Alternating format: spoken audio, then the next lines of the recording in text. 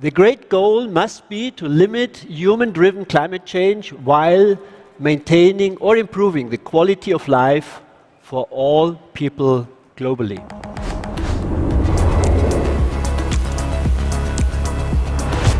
Climate change will be the greatest challenge for humanity in the coming decades. With virtually unlimited burning of coal, oil, and gas, climate change is steadily accelerating. More and more people are realizing how dramatic the situation is and want to take action. Our generation, which is now at the levers of power and can drive change, has the responsibility to enable future generations to live on this planet in peace and social and economic security. So far, our actions have not been consistent enough. There is much more that could be done to combat climate change. Many technical concepts are ready for use. Political action and the power to shape change are indispensable. The great goal must be to limit human-driven climate change while maintaining or improving the quality of life for all people globally. 16% of global CO2 emissions can be attributed to the transportation sector. This mainly comes from burning nearly 2/3 of the world's oil consumption, but also from the manufacturing processes of cars, trucks, and ships for transportation. In addition to passenger transportation, primarily individual transport, the transportation sector also includes freight, transport, shipping, and air traffic. The Volkswagen Group and its brands are a major market player. We sell 10 million cars every year. With the acquisition of Navistar, we are the world's second largest truck manufacturer, and 80% of ocean-going vessels run on engines from MAN Energy Solutions. The transport sector must be decarbonized quickly without harming the global economy. For us, it is especially important that individual mobility, the ability to move around by car, will be preserved for people and remain affordable for many. Mobility is a basic human need. It is fundamental. It's a fundamental right in a free society. The restrictions imposed by the pandemic have shown how important this basic need is for all of us. Our company has a responsibility to reduce CO2 emissions in all our fields of activity as quickly as possible. We are convinced that mankind can stop the anthropogenetic climate change and achieve the 1.5-degree target. We are electrifying passenger cars and, step-by-step, commercial vehicles. And we are beginning to convert our main diesel engines from MAN-ES to liquefied natural gas, a precursor for the later use of synthetic fuels from wind and solar energy. We will reduce our total emissions from the passenger car and light commercial vehicle fleet by 30% by 2030 compared with 2018. A reduction of around 14 tons from around 47 tons per vehicle. In particular, through the electrification of our vehicle fleets. In 2030, nearly 70% of our cars sold in Europe will be electric. But even an ID.3 today still has a CO2 footprint of 27 tons in the European energy mix throughout its life cycle.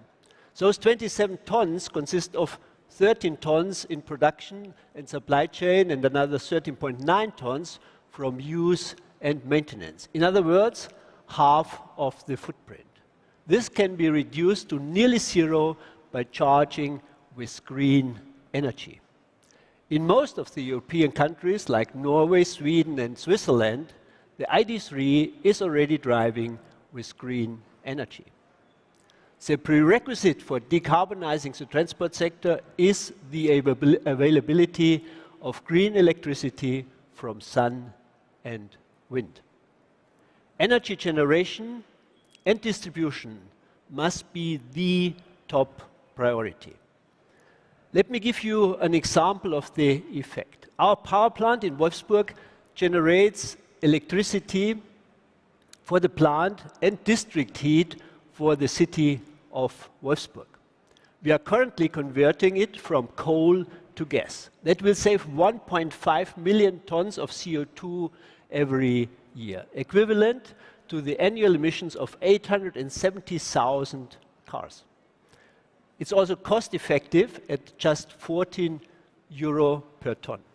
That's just 1/3 of the price of CO2 certificates.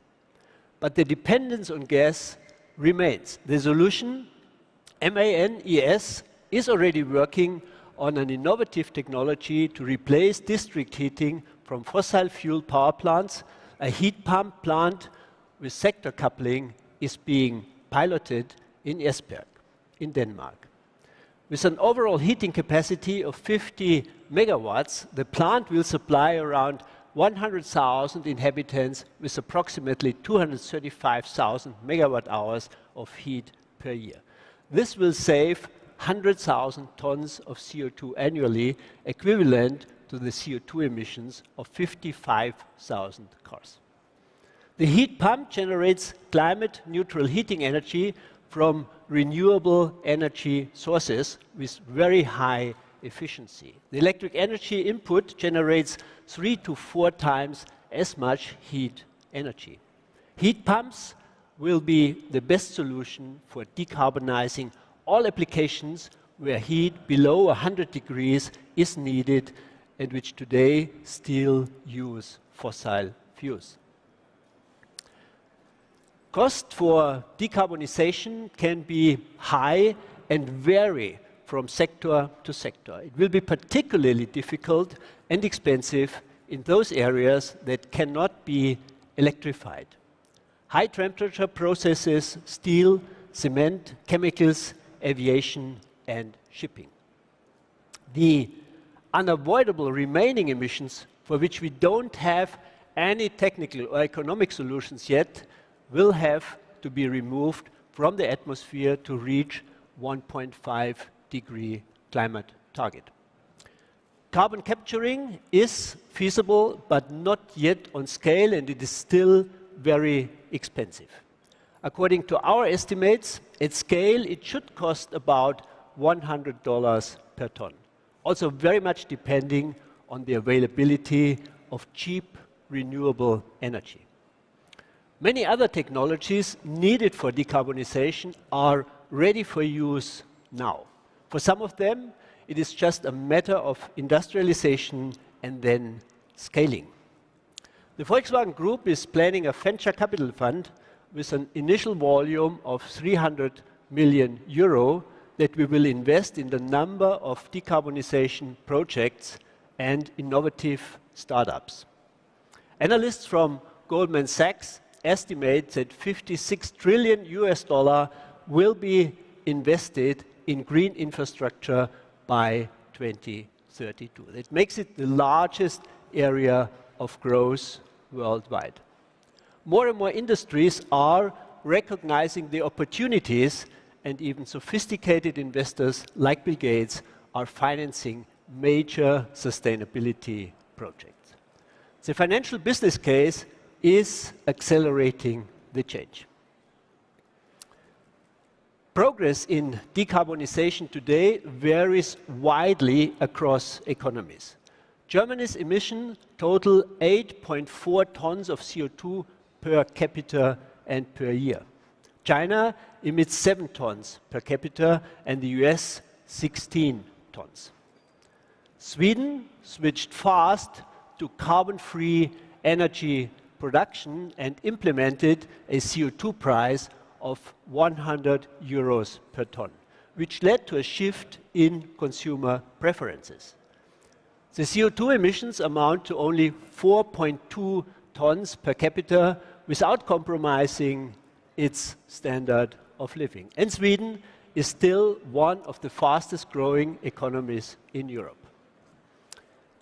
So let's assume that we can use the measures outlined to reduce the CO2 footprint in an industrialized country like Germany from around 8.4 tons to 3 or 4 tons in the medium term.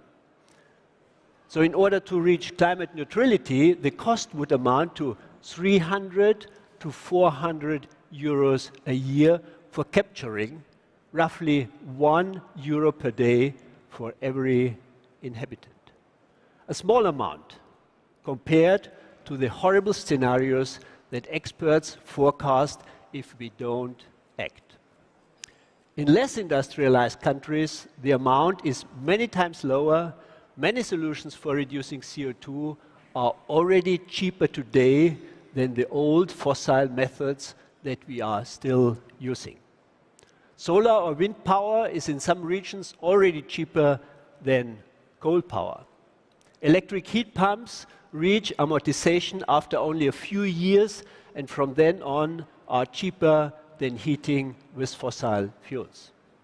Electric cars are cheaper to run than combustion engine cars. Electric city buses make public transport cheaper than using diesel or hybrid buses. Decarbonization will make many things more affordable, not more expensive.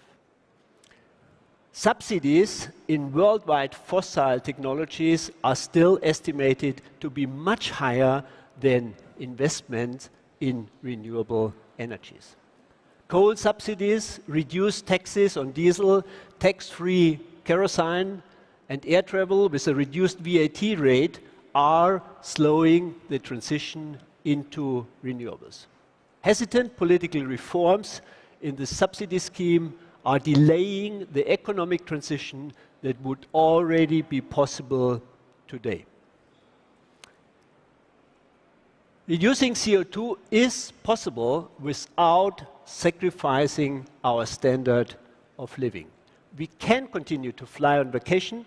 It may be a little bit more expensive.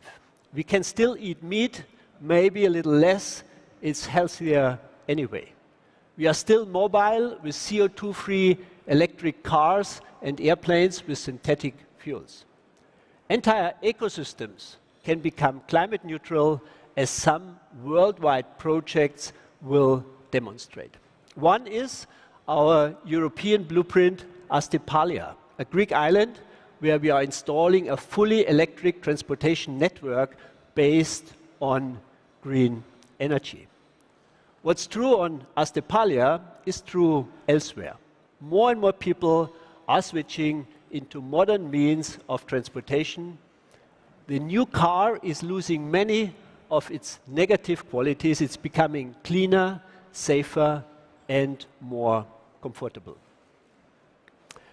Another big lever to reduce CO2 emissions is better utilization. Today, a car used for private or for business purposes is one of the world's worst utilized assets.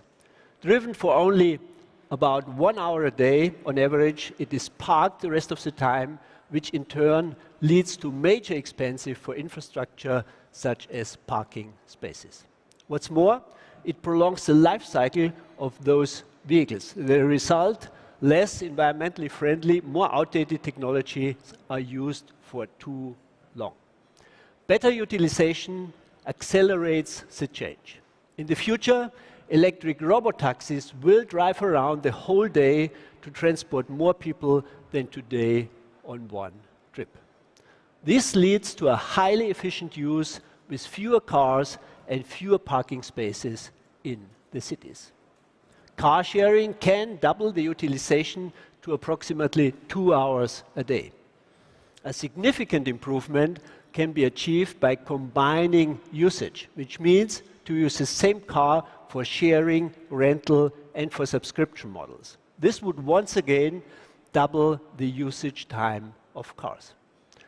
With rental cars mainly being used on weekends and car sharing being used Mondays through Fridays, utilization can be maximized.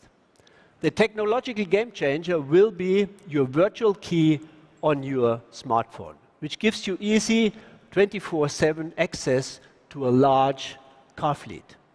A multi-purpose use of the fleets with one key can potentially increase the utilization of the cars up to 3 or 4 times compared to today.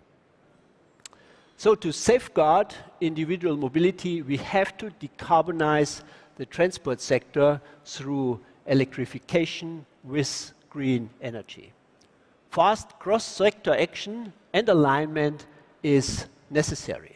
That is why we founded the CEO Alliance. Together with companies such as ABB, E.ON, Enel, Iberdrola, SAP or Schneider Electric, we support and advise the European Commission on the implementation of the Green Deal and the recently launched Fit for 55 program.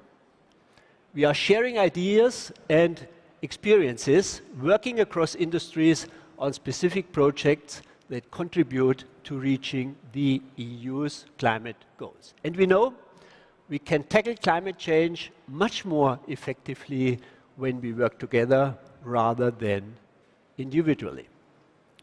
A person who has recognized the science and is not only calling for action but proactively engaging is the Enel CEO Francesco Starace. He is one of the most energetic drivers of the energy transition in Europe and worldwide. Not only are we allies in the CEO Alliance, our companies also cooperate on green charging infrastructure in Southern Europe. So,